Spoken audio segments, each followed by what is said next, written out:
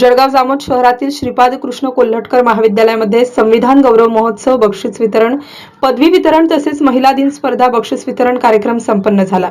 या कार्यक्रमामध्ये जळगाव जामोद मतदारसंघाचे आमदार डॉक्टर संजय श्रीराम कुटे यांचा जळगाव शिक्षण मंडळाच्या वतीने सत्कार करण्यात आला। या कार्यक्रमादरम्यान जळगाव शिक्षण मंडळाचे अध्यक्ष अनिल जयस्वाल यांच्या हस्ते आमदार डॉक्टर संजय कुटे यांचा मोमेंटो, शाल व श्रीफळ देऊन सत्कार करण्यात आला। सत्कार मूर्ती म्हणून बोलताना आमदार डॉक्टर संजय कुटे यांनी विद्यार्थ्यांनी परंपरागत शिक्षणाबरोबरच स्किल शिक्षणाकडे सुद्धा लक्ष दिले पाहिजे, जेणेकरून बेरोजगारीच्या समस्या सुटतील व विद्यार्थी स्वतःच्या पायावर उभे राहू शकतील असे प्रतिपादन केलं।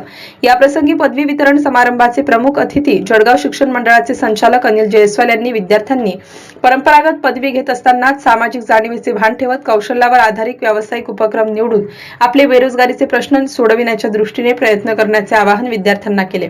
कार्यक्रम प्रसंगी भाजपा जिल्हाध्यक्ष सचिन देशमुख, अविनाश कुलकर्णी, ॲडव्होकेट शशिकांत गुप्ता, मिलिंद जोशी, गायत्री विप्रदास यांच्यासह महाविद्यालयाचे विद्यार्थी प्रामुख्याने उपस्थित होते।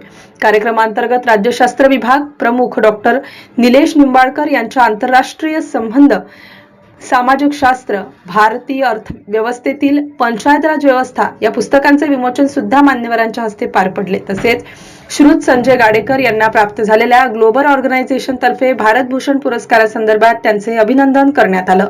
कार्यक्रमांतर्गत विविध स्पर्धांतील विद्यार्थी-विद्यार्थिनींना स्मृतिचिन्ह प्रदान करण्यात आले। तसेच BA BComच्या 61 विद्यार्थी-विद्यार्थिनींनी आपल्या पदव्या प्राप्त केल्या। MCN न्यूज मराठी करिता दिलीप इंगळे, जळगाव।